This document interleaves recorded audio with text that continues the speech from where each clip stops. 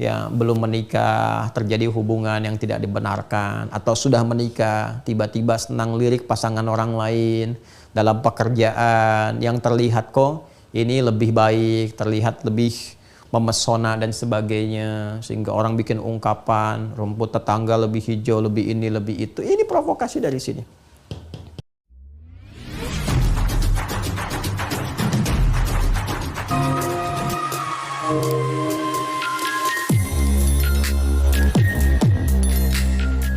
Oh, saya kan satu, saya tulis dengan Arab saja ya, al-hafaf. Ya, bukan afaf tapi hafaf, ya.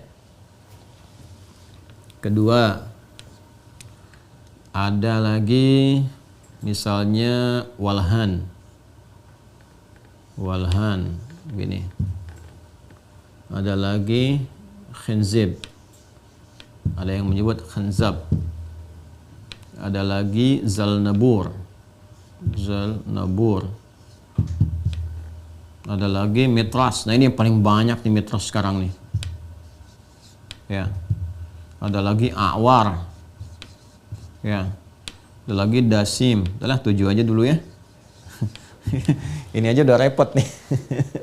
Nama-nama setan nih. Kalau ada yang sama cepat ganti ya. Cepat ganti nih, ya. Hafaf.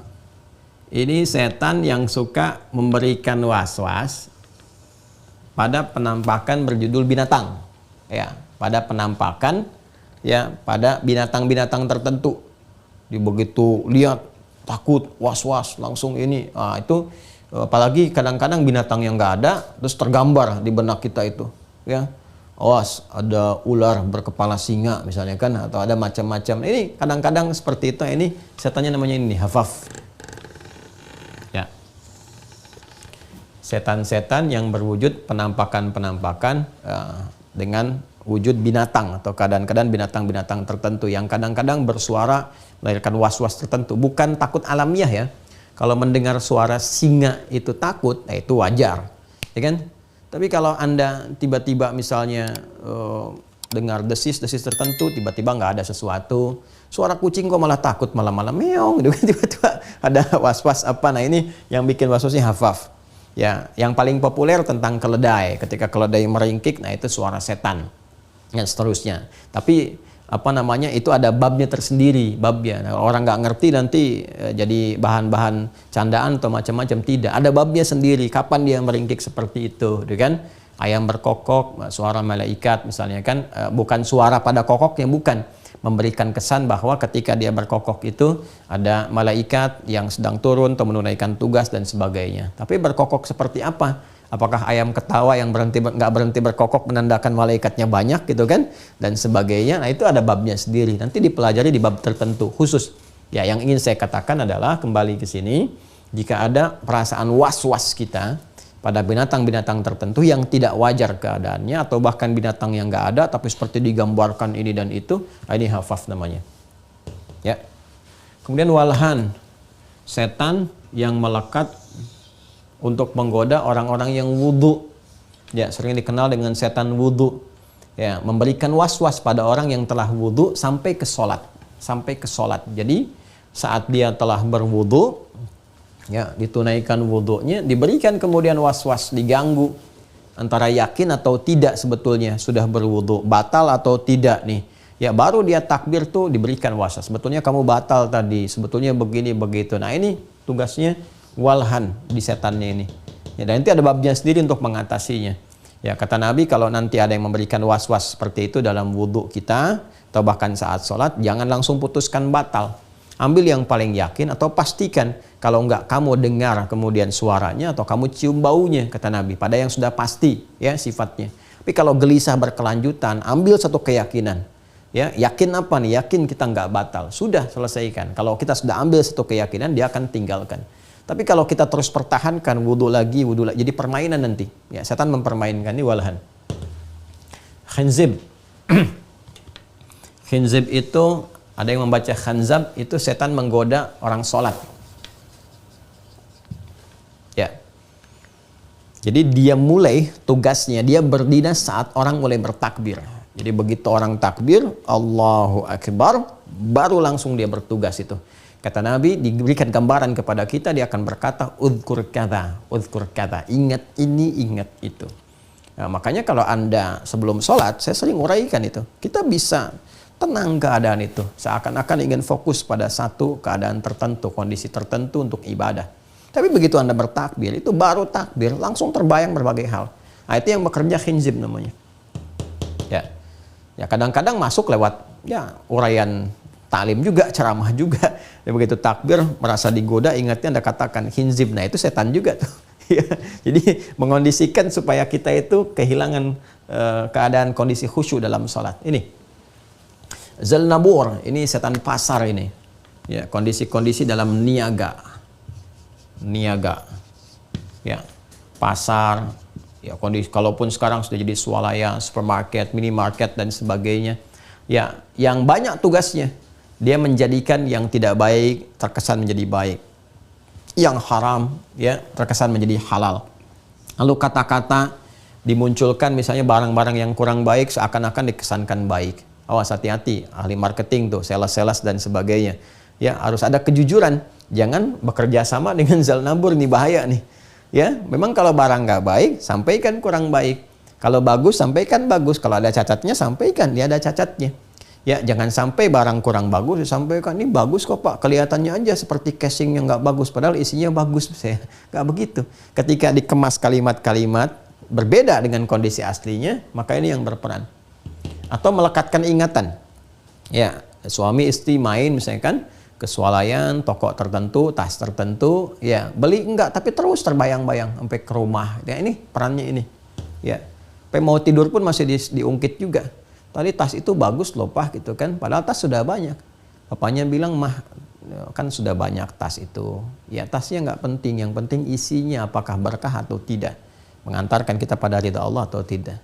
Oh iya Pak, betul juga ya. Ya sudahlah, yang ada aja yang kita kena gunakan. Nah itu. Tapi yang tadi juga bagus kok Pak. Nah itu tandanya ini bekerja ini Zalnabur ini ya. Ini yang kadang-kadang juga dalam suasana proyek di pekerjaan dan sebagainya, dalam bisnis. Hati-hati tuh ya, jangan dikira akan mudah, tidak. Kadang-kadang bisa dari dalam, di internal ya, dikacaukan tuh kondisi bisnis dari dalam itu ya. Misalnya Anda sudah bekerja bagus, sudah baik gitu kan, dan sudah berjalan dengan bagus, bahkan jadi kepercayaan dan sebagainya. Tiba-tiba ada godaan dari pihak tertentu, dari luar, diprovokasi, ya, supaya misalnya ditinggalkan pekerjaan itu, tapi saat yang bersamaan Anda didorong untuk menghancurkan pekerjaan itu, diprovokasi. Sehingga ada kesan nanti satu perselisihan, ada kesan persaingan yang tidak sehat. Nah ini nih, bisa terjadi nih.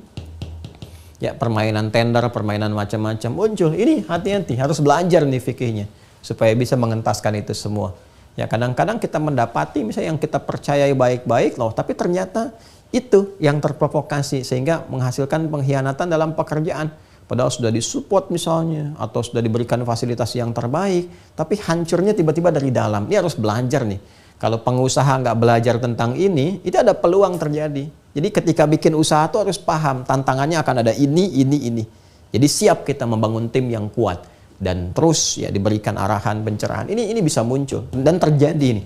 Ya kalau sudah diberikan gambaran, kan Allah memberikan gambaran. Nabi ditugaskan memberi penjelasan. Jadi keterangan Allah dan Rasul itu kalau kita pelajari pasti terjadi. Pasti itu. Jadi kalau kita nggak pelajari dari awal, kaget nanti. Ya, dan kalau nggak tahu fikihnya, itu juga bisa bermasalah, ya, bermasalah. Ini metrash. Metrash ini kalau bahasa sekarang ini setan hoax. Ya, yang menggoda untuk menyebarkan berita-berita bohong ini, intisyarul kadzib. Nah, ini setan hoax, ini metrash nih namanya nih. Ya, awas nih, ini eranya ini cukup banyak sekarang, konten-konten dibikin, tuh kan?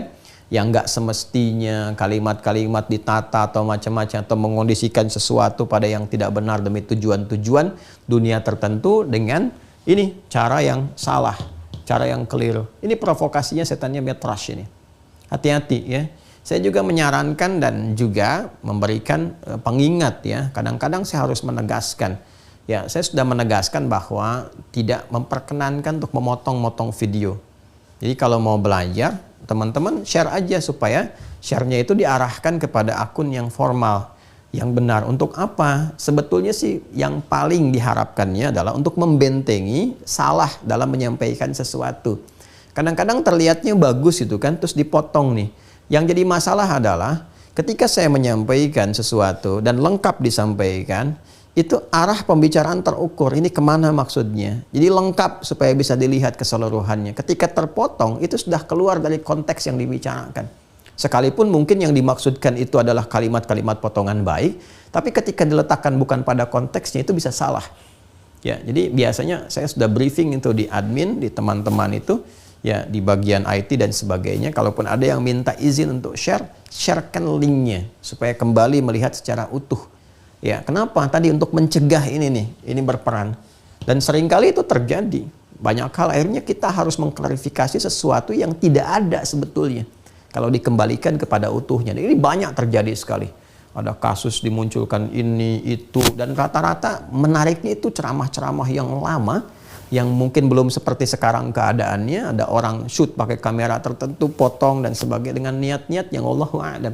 Tapi kita mencegah itu lebih baik sehingga tidak terjadi hal-hal yang tidak diinginkan. Di itu ya, membangun harmoni, kebaikan-kebaikan untuk mengalahkan provokasi ini itu penting sehingga terjadi hal-hal kondusif yang kita harapkan. Ini ya teman-teman ya. Hati-hati nih setan hoax, jangan terjebak nih berita-berita, tulisan, status dan sebagainya. Awar. Ya, setan penggoda yang mengarah kepada zina. Hati-hati ya, hati-hati nih. Awas ya.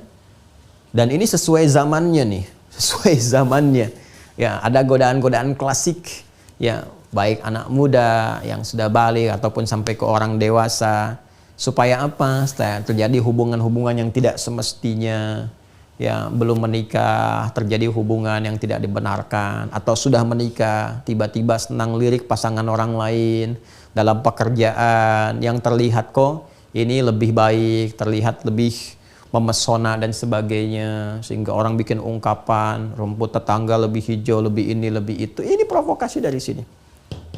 Hati-hati. Ya, termasuk dalam taklim juga hati-hati ya. Harus berlindung kepada Allah Subhanahu wa taala. Ya, ada ustadz tuh ya. Jangan sampai Anda menempatkan di luar batas-batas ya dari porsinya. Nggak boleh itu. Ya, dari istri yang sudah punya suami dan sebagainya. Kagum proporsional. Boleh pada ustadz mengagumi pada ilmunya. Tapi jangan melampaui batas-batas itu. Itu pun kekaguman itu ya diarahkan kepada pujian kepada Allah untuk mendapatkan rahmat Allah Subhanahu wa taala. Jangan melampaui itu. Ya, apalagi sampai menghadirkan suasana-suasana yang tidak baik dan sebagainya. Tidak boleh hal-hal yang demikian. Ustadz-ustadz juga begitu tuh. Ya, harus sering didoakan supaya tidak keliru. Ya, bukan hanya popularitas, kadang bergaul dengan jamaah isi pengajian yang isinya perempuan semua atau sebaliknya, kan, dan sebagainya. Ada ustadzah tapi ada jamaah laki-laki dan seterusnya. Itu mesti berlindung juga karena ini bisa berperan kemanapun. Ya. Dan sekarang lebih sistematis, hati-hati. Sekarang kan dunianya tuh banyak digital. Awas, hati-hati tuh, digunakan teknologinya.